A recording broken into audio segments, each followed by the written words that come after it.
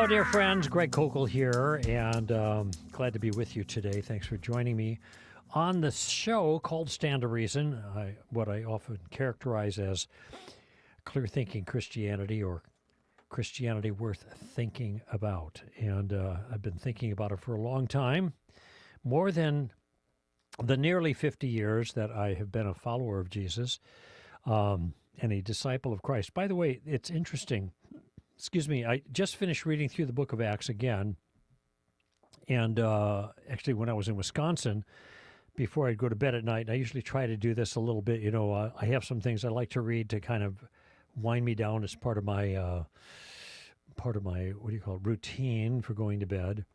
But the first thing I grab is Scripture in some translation, and I read some. I do in the morning, if I can. Usually I do, but it's easy to do when I go to bed. Just even if it's 5 minutes, I read a couple of Proverbs, a Psalm, whatever. But I've been just working through the book of Acts when I was on vacation, and I like it. It's a vigorous book, and it's interesting to see what happens. But one thing that stood out for me is how the believers were described, and sometimes they are described by the word believer. Not usually by the word Christian, because they were first called Christians in Antioch, and that comes up later. And it was kind of a put-down word, these Christians kind of thing. But they didn't refer to themselves as Christians. They referred to themselves as the Way, and because they were following the Way, so the group was known as the Way. But the text more consistently describes them as disciples. The disciples met here, and then the disciples met there, and then Paul's disciples lowered him down.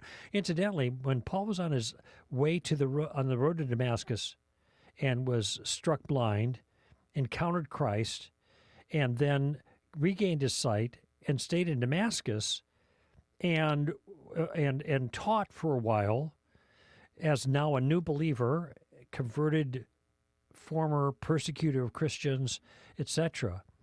When he endured persecution or faced persecution, he escaped it because, and here's what the text says, his disciples lowered him in a basket on the outside of the wall, and he was able to escape.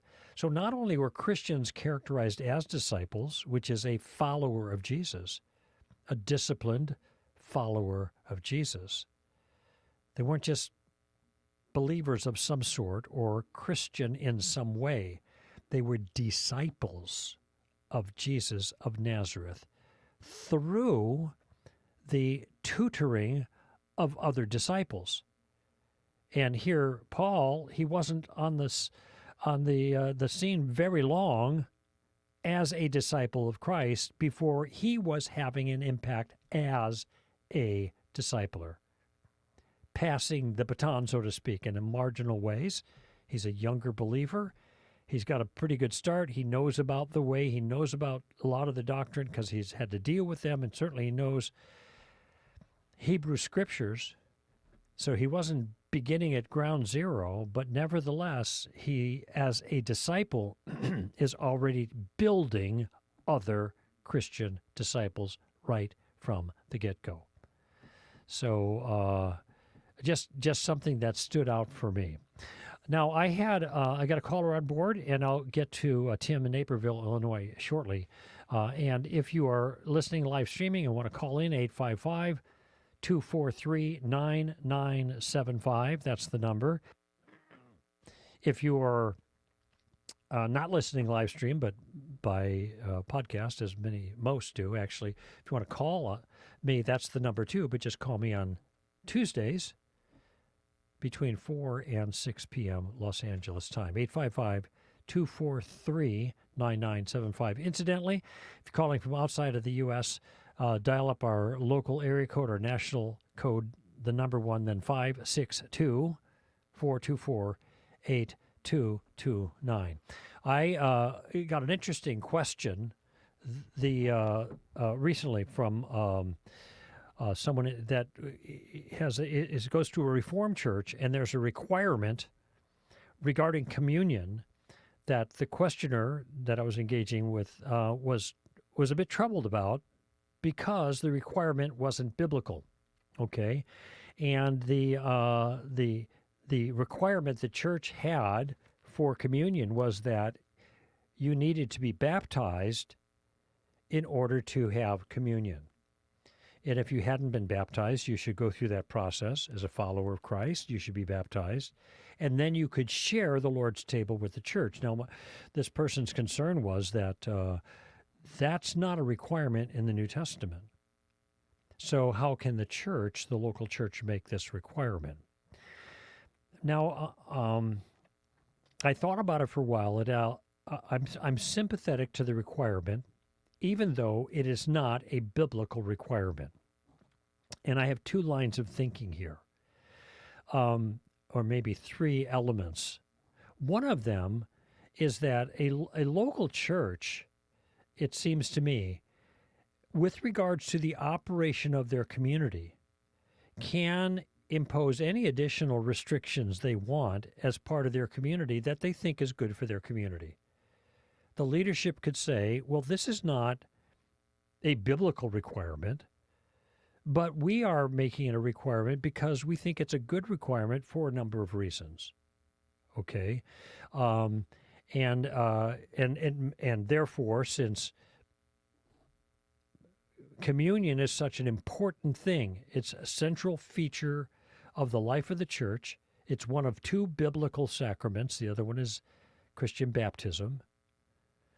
And because there are consequences to taking the Lord's Supper in an inappropriate fashion. Now, I think that generally when you are involved with communion, this point is made and people are invited to confess any known sin. And therefore, they wouldn't be taking or eating judgment to themselves or whatever, however Paul puts that in Corinthians. But that isn't that itself isn't a biblical requirement. Confessing any known sin, it doesn't talk about that. It just says that you shouldn't be taking it in an inappropriate manner, and there could be consequences. People get sick, some even die, Paul said. And of course, there were things that were happening in the local church there in Corinth that were pretty bizarre around the Lord's table. And so that is likely, in my mind, what he was referring to, not whether you had known sin that you needed to confess. Nothing wrong with that, by the way. It's good to get sober-minded regarding morality before the Lord as you're at the Lord's table. But the point I'm making is that communion is a big deal. Okay? And it turns out, if you think about it, in the early church, what is the first thing that happened to a person who became a believer? They got baptized. And we read about that in the book of Acts, and it was very quick. There weren't classes they took, there weren't schools they went to, there weren't whatever. They just got baptized. Now, of course, people are not baptized generally, in most cases, baptized so quickly. There's a reason for that. And the reason is, in the early days, especially with the Jews, there was a solid understanding of biblical theism, and then a clear characterization of the gospel that was unfettered by cultural elements that could get in the way of a proper understanding of salvation. Nowadays, something like 65% of Americans self-identify as Christian. Wow, that's a lot of us. No, it's not, because they're not Christian. They simply self-identify. When you ask them questions about the content of their convictions, it's clear that they reject the majority of them reject many of the theological foundation stones of classical Christianity. Okay, so they're not really Christian, but they're Christian in their own mind. I'm not putting them down. I'm just simply saying nowadays Christian has a very broad definition and represents lots of theological variations. And when I say lots of theological variations, I mean variations on things that are theologically significant, really basic stuff. Okay? So consequently, if somebody says they are a Christian and they want to receive the Lord's Supper, well, what does that mean? That they're a Christian? And so churches, to be safe and to build and disciple properly in the local community, are going to require a class. Well, we got to make sure you understand what this is all about. And a lot of times in those classes, people who are Christian who want to have communion or who want to be baptized, okay, instead of just jumping into the pool or whatever, they have to take this class. They end up becoming Christians during the class because they weren't beforehand. They didn't understand. And if they're going to be baptized, baptism is an identification not only with Christ in theologically profound ways, but also with a community of other Christians, and where those ideas were much more self-evident early on in the early church, and there weren't all these competing ideas of what it meant to be a Christian. Now you've got all kinds of confusion. So instead of dunking somebody the minute they make a proclamation of Christ, though there are denominations that do that, you make sure they understand what's going on. And once they're baptized, now you know, based on that kind of education and assessment, that they know the Lord. And therefore, they're part of the community of believers, and they can share the Lord's table without concern. And so for those reasons, I explained to my friend that I don't think this is anything to fuss about. It turns out in this particular church, everything else is pretty cool. All that I was able to discover about this church was really solid. And so saying, yeah, just to be careful, we want to make sure that if you're going to share the table, you have to have been baptized. And to get baptized, we want to make sure you understand what it means to be a disciple of Jesus. And then you can celebrate the Lord's death until he returns with us together in safety. So anyway, there's just a couple of thoughts about that particular issue. Let's go quickly here. I realize I did not doing my timer here, and I didn't do that, so forget about that. Maybe I'll do this. Okay. Just kitchen work here on my end. Let's go to Tim in Naperville, Illinois. Tim, welcome to Stand to Reason. Hi. Hi, Greg. How are you? I'm doing good. Thank you. And you? Good.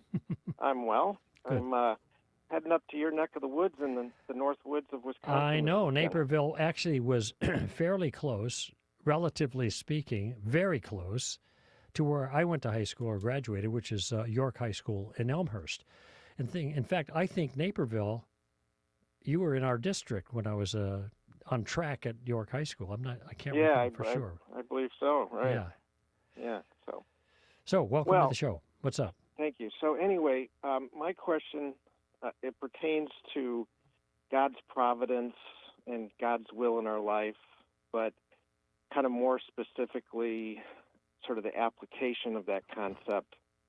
And where I'm struggling, you hear this, that, it's said that, nothing happens to us that God doesn't either ordain or allow to happen. Yeah, right.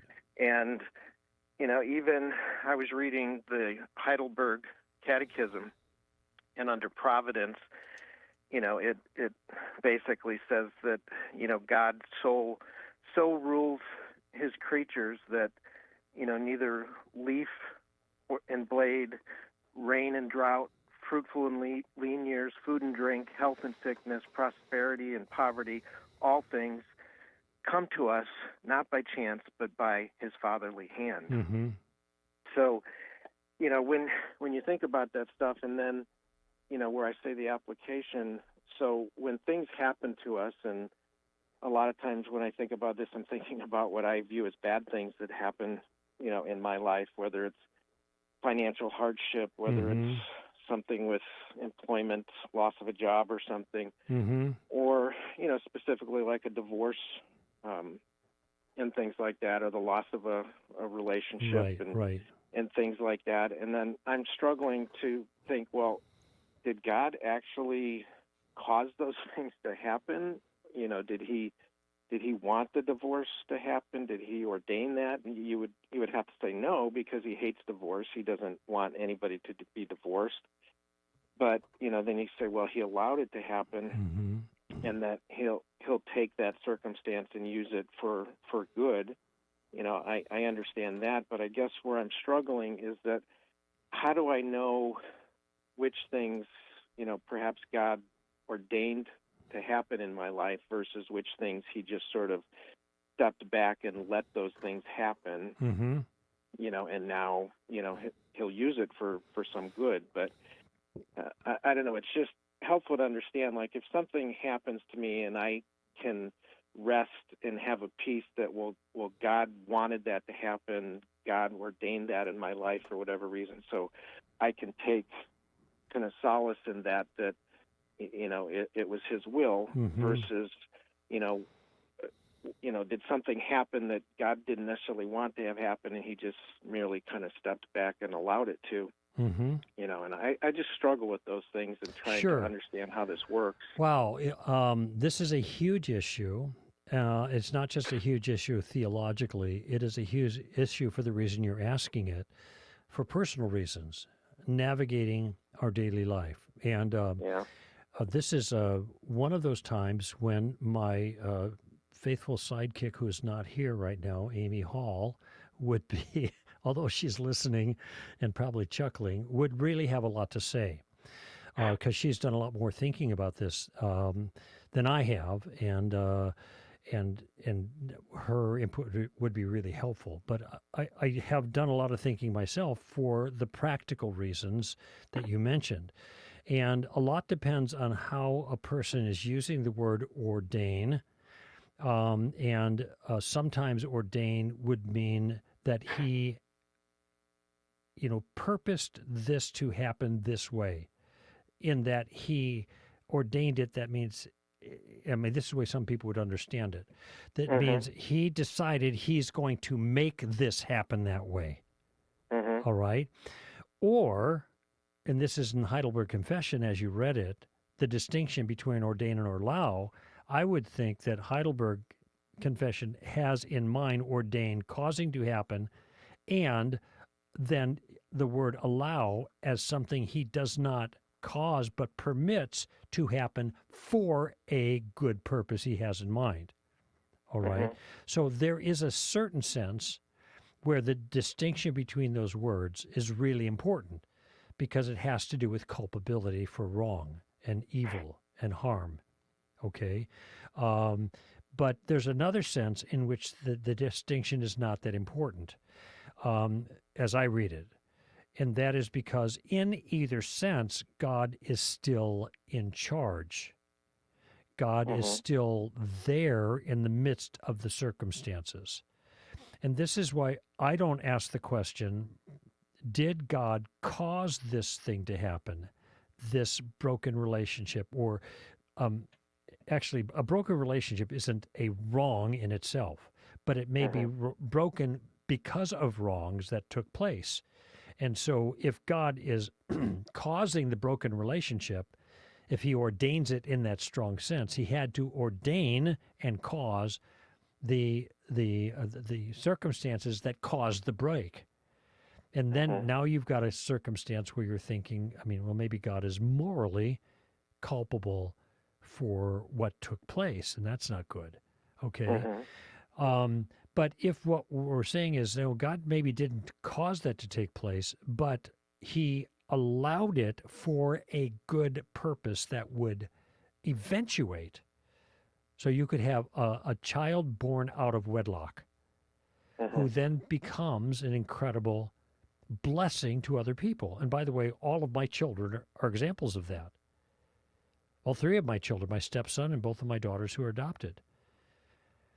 And so the circumstances that resulted in a child being born out of wedlock were sinful circumstances, but the consequence that God ordained for that behavior he allowed, the consequence, you could say, he ordained that it would accomplish a good end in our lives, that he's the one who's in charge of that as well. So for all practical purposes in my life, I don't have to make the distinction between ordain or allow. It's clear to me that if a sinful act is committed, God didn't cause the act. But that's really, in the long run, not so relevant for me to know that, because even though God didn't cause that in the strong sense of ordain, he still allowed it to take place, and he has promised that in my life, he is going to use it for good. That's in Romans chapter 8, and I think it's 8:28. What's curious or interesting to me about that passage, we know that God causes all things to work together for good for those who love him and are called according to his purpose, is the purpose that he has in mind that he's going to use the thing for. And that's in the rest of the verse. For those whom he foreknew, he predestined to become conformed to the image of his Son. So even these awful things that take place in our lives as Christians, God is going to use in our lives to move us towards the goal of godliness, Christ-likeness. That's the promise. Now, what if the person is not a Christian? Well, that verse doesn't apply to them. But that doesn't mean that God doesn't have a purpose in bad things he allows to befall other people, sinful things that happen that befall other people. Now, do I know that purpose? No, because God didn't tell me that. He has told us the purpose for Christians in general terms, to be conformed to the image of his Son. But he hasn't said that. He hasn't told us the big picture issues. So, and on a practical note, I have I would say, a fairly robust understanding of the sovereignty of God. And Amy would make that case even better than I could. And so that helps me. In fact, I just recently had conversations with my team today about this larger issue of the sovereignty of God in our lives and the hardship that befalls us in different circumstances, which hardship reflects sinful actions of other people in our lives, yet God is using them to conform us to him in a very important fashion. And this is true of every Christian's life. We don't talk about it that much in Christianity because we have an overly, I think, triumphant declaration of Christianity. And I say overly, not because Christians don't triumph, but rather the emphasis that triumph looks a certain way. Triumph is, we're always, rah, rah, rah, praise the Lord, hallelujah, aren't we great, and God's blessing us and all that other stuff, and there's not a sober, a healthy emphasis on a sober understanding of how life works for Christians this side of the resurrection. But if you read 1 Peter's thick with it. And so are a lot of other books, but 1 Peter especially, written to suffering Christians, as was Hebrews, as was 1 Thessalonians, as was 2 Thessalonians, as was 2 Timothy. These are, 2 Timothy was a pastoral epistle, but, there's these, we've got all of these passages, these 2 Timothy is written by Paul when he was in jail, and he's facing execution, for example. So was Philippians, and so was Ephesians, so was Colossians. So you got whoa, that's pretty intense. But there's not, I think, a healthy reflection on that, and so people get caught by surprise by difficulty and hardship that comes their way.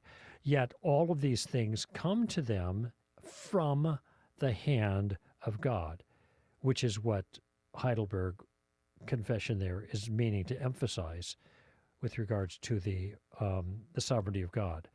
Now, I want to add one other thing that may seem a little unusual, but the way I think you read this is that things don't happen by chance, according to the confession there that you read, not by chance, but by his fatherly hand. Okay. Well, in one sense, of course, I completely agree with that. in light of what I've just told you. Mm-hmm. However, as I'm talking to you, okay, I have a yellow pad of paper here that I've written some things on. As I'm talking, my hands are fidgeting with it, and it's moving the pad around a little bit. And now I'm self-conscious, so I'm putting my hands in my lap and not doing it. Well, wait a minute. Did God ordain all of that fidgeting? Is God going to use that for some purpose? I don't think so. Yeah. I don't think so. I think I did that. And I think it has no meaning at all, except for me fidgeting. So I do not think there is a purpose in everything that happens. And I don't think we need to commit ourselves to that to have a robust sense of the sovereignty of God. And by the way, as I'm talking, I'm gesturing now, and it's not helping you because you can't see me, and it's not helping anybody watching because my hands are below the camera screen cut out there. So, you know why? That's because that's what I do. So, so I think that there are lots of things that do kind of happen by chance in the sense that they're just outworkings of other things that have no significance to them. However, the things that you mentioned when you said, what about this and this and this and this, these are all weighty concerns when these tragic things happen in our lives. You know, that's when, of course, we need to have a robust understanding of the sovereignty of God. Mm-hmm. And the word that I offered today of encouragement along these lines to the team can be captured in a simple phrase that I utter all the time to myself and to other people. And it's just 3 words. Oh, wait a minute. Oh, yeah. Well, it can be 3 words or 2 words. If I'm talking to God, it's 3 words. If I'm talking to others, it's 2 words. And what I say to God is, you know, Lord. You know. Mm-hmm. So if I'm facing a really hard thing and I'm before the Lord, I'm thinking, man, I don't know what's going on, God. I do not know even what to do. I don't know how to comport myself. I don't know how to answer this challenge. I don't know how to talk to this person. I don't know what's going on. But you know, Lord. You know, Lord. So those 3 words are meant to pacify me in an appropriate way, to help me acknowledge that in the midst of my own confusion, I am not left alone. I am still in the Father's hand. No matter what it is that's happening, I'm still there. And I'm safely there. Now, of course, safely there does not mean that I am not subject to the contingencies of living in a fallen world with all of its hardships and pain.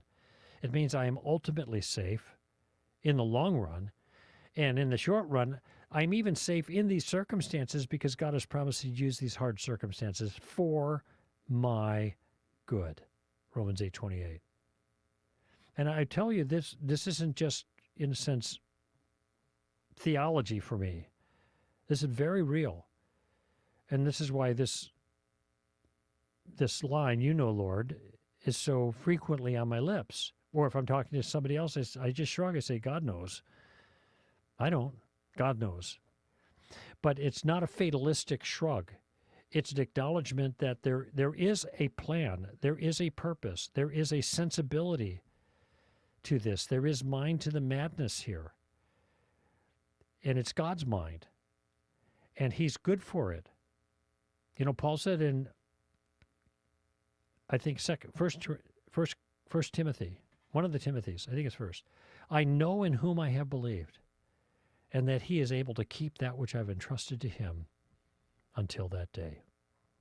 I know in whom I have believed, and that he is able to keep that which I've entrusted to him until that day. And so that's just a line that's, you know, I cited it from memory, but I never memorized it. It just stuck. And I reflect on it.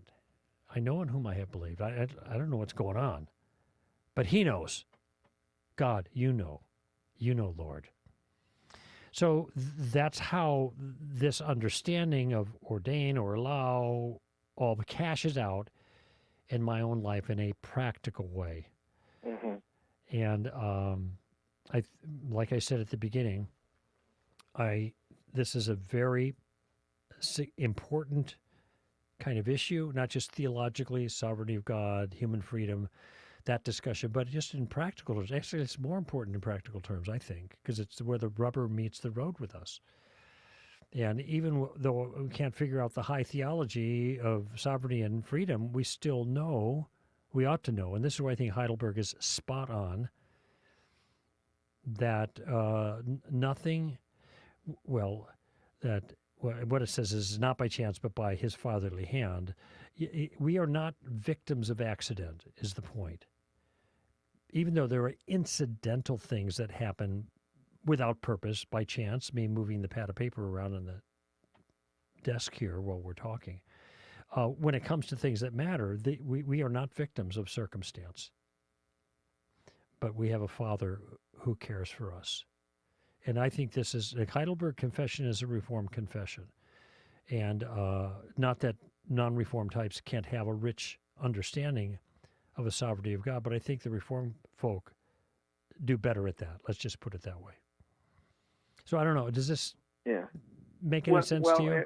Yeah, I mean, so, when in hardships and difficult times, in tragedies or whatnot that may happen in our life, we rest in the fact that God is in control and, in the long run, we're safe, as you say, and that God will lead us through this, that he will use it for something good. But that doesn't necessarily mean that things, in life and on this earth, that things are going to turn out, in a good way.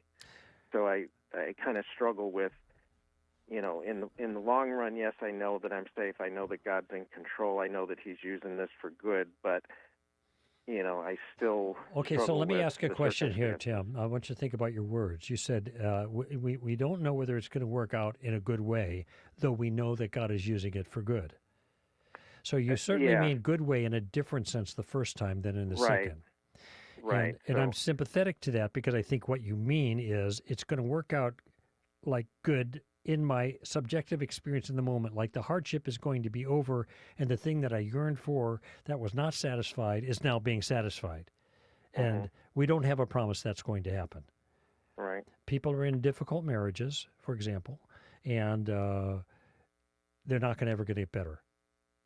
Some will, but some won't, because God hasn't promised that he will do that. What he has promised, I'm just using marriage as a kind of a classic example, is to be with us in the midst of it. I had a teacher early on, my first years at the Light and Powerhouse, and they were in the mid-'70s, Tom Brewer, and he said something I'll never forget. And it's somewhat memorable because it's referring to a Simon & Garfunkel song, and I especially liked those guys. But here's what he said. Jesus is not a bridge over troubled waters, but he will pull you through the troubled waters if you can stand the tow. That's pretty cool, isn't it? Yeah. I've not only used that line myself with audiences to properly prepare them for life with Christ as disciples, but on myself as an encouragement. He's not a bridge over troubled waters. And I used marriage as an example a moment ago. There's an excellent book on marriage, and I can't remember Gary. The author is Gary something, but I remember the title. Very simple, and the subtitle. The title is Sacred Marriage. And the subtitle is, maybe God designed marriage not to make us happy, but to make us holy. And then, of course, he goes through lots of marriages that never got happy, but how God used it in people's lives to make them more holy. So when you say, I don't know if it's going to turn out for good, well, in one sense, I can't promise that. If good means you will have the consequence that you desire. But we can say it will work out for good in the most important sense because God has promised to do that. And I am entirely sympathetic to the concern that you or anybody else express in this, because there are things in my life that I wish were different. And I can't change them. And I want them to change. My heart would be more satisfied if these circumstances were changed. But in the midst of that, I can't say, well, I know they're going to change. And I've had people say, well, God's going to change that. And my response is, how can you promise that when God hasn't promised that? Right, and that's exactly kind of to the heart of my question, because I have people that tell me this, and they say things like, I know that God's going to redeem you. I know God's going to do this and that. And I'm like, He hasn't promised that. So how can I have trust in that when that's not been promised? Well, it depends in what sense they meant redeem. If they meant give you what you wanted. And some people will quote this passage in Psalm, 137 or whatever. God will give you the desires of your heart. I have a hard time with some of those songs because I can't. It may be that, we have desires deep in our heart and then those desires are projected on what things we think will fulfill those deep desires. And so we want the thing we think will fulfill the desire, but what God wants to give us is the thing that actually meets the desire's need deep down inside. And it may be something different than what we thought was going to meet. Maybe that's what the psalmist is talking about. But sometimes people are going to cite that like, you want this thing really badly, God will give you the desires of your heart. That means this thing. And I don't think that's a good counsel. Because as you pointed out, God, now he may redeem it. He might, to redeem means to purchase out of slavery by the payment of a price. So you get something by a payment, and that God may take this ugly thing and do something and bless it and enrich it, and you come out of it free and noble and whatever, but he may not. And that's the part we can't presume, because that's more like presuming a God for something he said he's not going to do. We have to trust him in spite of the unanswered prayer we're facing right now. That's a struggle. That's just real stuff. Yeah, and it's just, I guess, just hard to, accept, what if these circumstances never change?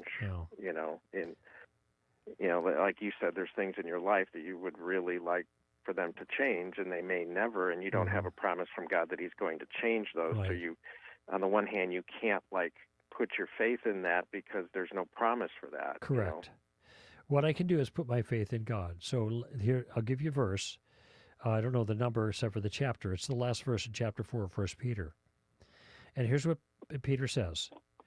Let him who suffers according to the will of God entrust himself to a faithful Creator in doing what is right. Let him who suffers according to the will of God entrust himself to a faithful Creator in doing what is right. So what is our MO when we don't know what to do? We do the right thing. And that's an act of trust in God. So let's just say, a lot of people are thinking about relationships right now. You're in a relationship that's not good. The things aren't happening the way you like them to happen. Mm-hmm. Okay, so now what? You can pray it down, and look, you have not because you ask not. Pray it in. Do the best you can. And that's what I do with circumstances that I'd like to have different. I pray. But that doesn't mean God's going to say yes to that prayer, or at least not at this time. So I got to pray and then trust God by doing what is right. Trust God by doing what is right. Yeah. And sometimes that's not always an easy thing to figure out, the right thing, but we don't return evil for evil. I mean, there's a good relationship rule. Right.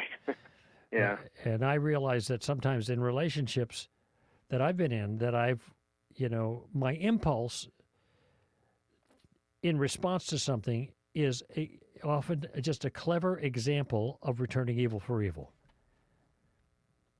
I get to the heart of it. I think, Greg, all you're doing is just getting back at that person. Oh, it's clever. Or you've kind of covered it over a little bit. You've disguised it, but it's really just returning evil for evil. Evil, you can't do that. That's not doing what is right. Anyway, so that's part of the struggle we have to look at, but we entrust ourselves to a faithful Creator doing what is right. Yeah. Okay, Tim. Okay. All right, that's great. I thank you very much, Greg. Thank you for the call. And I think that you called and raised this issue, and we had a chance to talk about it. It's going to be helpful to a lot of people. And it's just helpful to me in my own life, just reviewing it. So I appreciate that, Tim. All right. All the best to you. Thank you. Okay, All right. bye-bye now. All right, let's take a break, and we'll have a final segment when we return.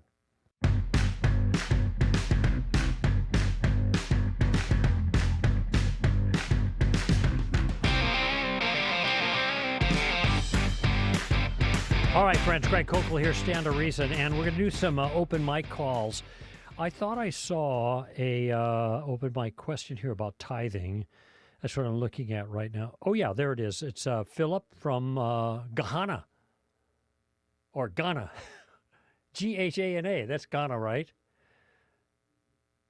I remember when we had a staff meeting once when I was working at Hope Chapel, and somebody asked, where do Norwegians come from? It was a moment of just confusion. And someone else said, Norwegia, like that. I know what Ghana is. It's in Africa, but I don't know. I pronounced it with the H, Ghana. Yes, from Ghana. So this will be Philip from Accra, Accra, Ghana. And let's go ahead and see what he has to say here about tithing. Hi guys, my name is Philip, recording from Accra, Ghana. My question has to do with tithing. So I think I know Craig's stance on this. I remember from some podcasts ago you answered a question, and I'm having difficulties retrieving that podcast. I don't know if there's a way I can just go somewhere on your website and type something, and different podcasts or articles or stuff like that you're spoken about it will pop up. Maybe it's already there, but I don't know about it. That'd be very helpful if you could answer that. Aside the question I've come to ask, I think someone like Mike Winger, I think he has something like that on his website where you can type a question, type a word, and everything with that podcast article will pop up. I think that would really be helpful for people like me who would like to go back and re-listen and re-watch. So my question has to do with tithing, like I said, and I already know Craig's stance on it. So I was discussing this with a friend, and I realized I've not really read on it myself to really give an answer. So it would be disingenuous just to repeat what Craig said. So biblical references, old, new, as to why you believe what you believe would be very helpful, or other things I can go and read to better grasp an understanding for myself. That would be very helpful. Thank you very much. Okay. There was some question about finding things on our website. And just so you know, Philip, and also anybody else, there's a magnifying glass in the top right-hand corner of the website. That's our search feature. So if you just go to the magnifying glass and just type in, and it's the kind of thing they have on a lot of websites, but sometimes they're difficult to find. So the top right-hand corner, and then you could search. And so the question is on tithing, apparently. And so if you want my view on tithing or anything else that we've written on tithing, just type in tithing or tithe in that box and see what happens. But I will give you my perspective and my biblical perspective. But I want to back up and offer a procedural like insight or something, okay? In the Gospels, Jesus encounters Peter, who's gone out fishing with a net, and he's fished all day, hasn't gotten anything. Jesus encounters Peter, and he tells Peter, take the boat back out and throw the net on the other side of the boat. And Peter says, look, I've been fishing all day, I got nothing. What does one side of the boat or the other side have anything to do with anything? Jesus said, just do it, essentially. This is my paraphrase. But then Peter throws the net on the other side of the boat, and he gets a lot of fish. Now, here's my question, and this has to do with procedure, assessing scriptural commands, so to speak. Was Jesus giving Peter fishing advice? That is, when he said, throw your net on the deep side, was he instructing him about fishing? I actually read an article once where the person said yes, because the big fish are in the deep water. All right? That's not always true, but nevertheless. Does this represent a command given to Peter that we are obliged to follow? That when we go out fishing, are we obliged to fish in deep water? Because Jesus says, go back out and fish in the deep water. Now, it's obvious that Jesus wasn't giving fishing advice. And he was like, here's how to, you always throw your net on that side rather than the other side, because that's deeper water. That's where the fish are at. Jesus was performing a miracle. And he was instructing an individual in a unique circumstance to do something that Jesus wanted him to do. He was obliged to obey Jesus in that circumstance, but for a particular purpose that was germane to that moment. It does not represent a command that we are obliged to follow. Okay, now this is a pretty straightforward example. There are lots of times Jesus told people to do things. Go down to the pool, wash your face 3 times, or whatever it was. Actually, there was a Gentile in the Old Testament, Elijah said to do that. Go 7 times in the river and bathe, and it'll deal with your leprosy or something like that. Well, wait a minute. Does that mean, this is now a prescription for all of us to follow? There are times when that's the case. That is, where someone is told something to do, that thing has kind of universal moral application. The woman caught in adultery, Jesus said, go and sin no more. He wasn't just his comment wasn't one that just applies to her, though that was the circumstance. It's because nobody should be doing that sin, and since you're doing that sin, you should stop doing it. So there are some things that are universal in nature that Jesus gives as a command, but some things are not. They're for particular circumstances. Okay, now with that in mind, here's the question. What about tithing? Now, what tithing is tenthing. It's giving 1/10 of your income to God in one way or another. A lot of Christians believe in tithing, especially pastors. Okay? And they cite passages from the Hebrew Scriptures, one especially from Malachi, where the Jews are being upbraided for not tithing properly as they were commanded, and they are stealing from God. And so the application of that verse a lot of times is, look at it, if you're not tithing, you are stealing from God.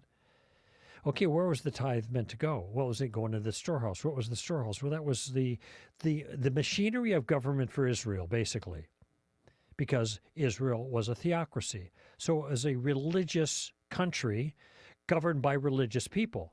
And when you read the Mosaic covenant and its second, the second time the Mosaic covenant was given, which is in the book of Deuteronomy, Deuteronomos, second law, you see this set of laws that are repeated.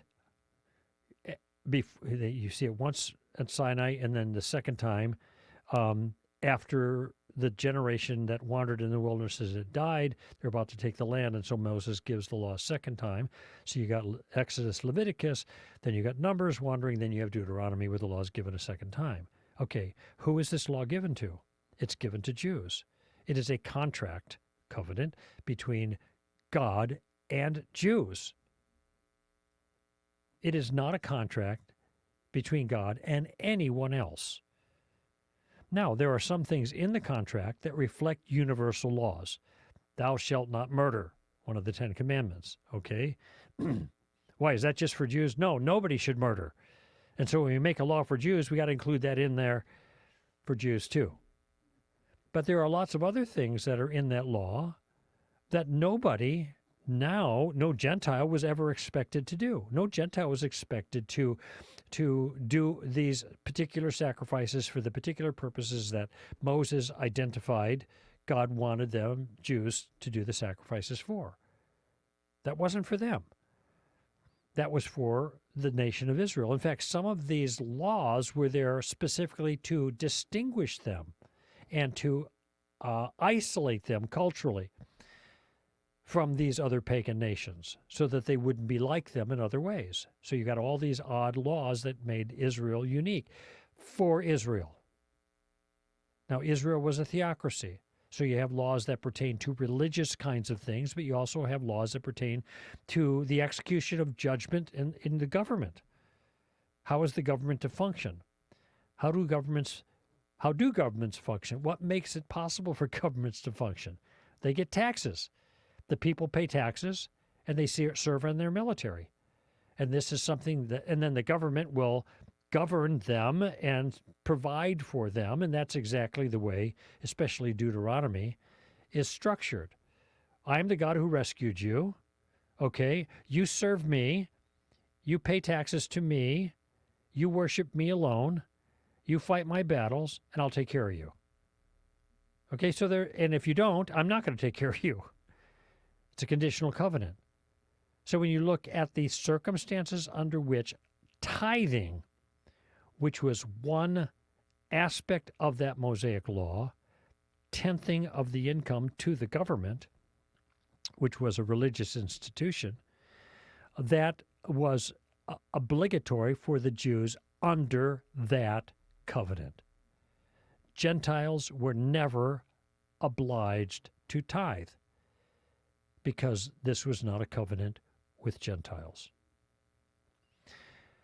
Now, one of the reasons I know that the principle of tithing, I should say not the principle, but the command to tithe is not something that applies in the New Testament is because like other principles like murder and theft and all those other universal moral principles are repeated, tithing is not. Now, there is one time when Jesus talks about tithing. It's in the end of the Gospel of Matthew. I think it's chapter 25 or somewhere around there. And he says, you tithe mint, dill, and cumin. You give 1/10 of your spices, but you ignore the weightier provisions of the law, justice and mercy, etc. You do the little thing, but you don't do the big thing. And you do the little thing for religious show, but you don't do the big thing because it needs to be done. It's right to do. Okay?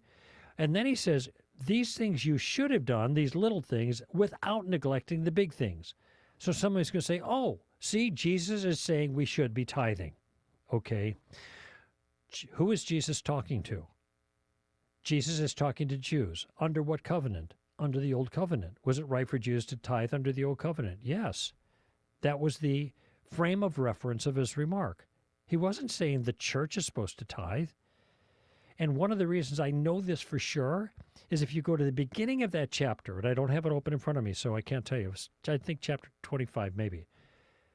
26, somewhere in there, Matthew. The very first verse says,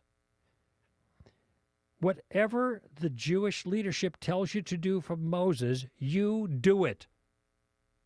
Just don't do as they do. He's telling the Jews to follow the law of Moses, but don't follow the example of the Jewish leaders. Okay, well, whose obligation is it to follow the laws of Moses? It's the Jews' obligation under the Old Covenant, which is the context of his comments later on regarding tithing. And that's it. Once the Old Covenant is done and the New Covenant is initiated, it's a different set of rules. It's no longer tenthing by legal obligation. It is generous giving as one has determined in his own heart as the Lord has prospered. And you want to read into this as the Lord has prospered as tithe, you're making a mistake. Paul would have said tithe there in 2 Corinthians or wherever that appears. He doesn't say that. The Lord loves a cheerful giver, not somebody who's forced by compulsion. You do what you've determined in your own heart. So the New Testament model is giving, not tithing. Now, if you want to give 10% as a model, is it, just a number to do your math on? Fine, no problem there. Not obligatory. So there's my proof text.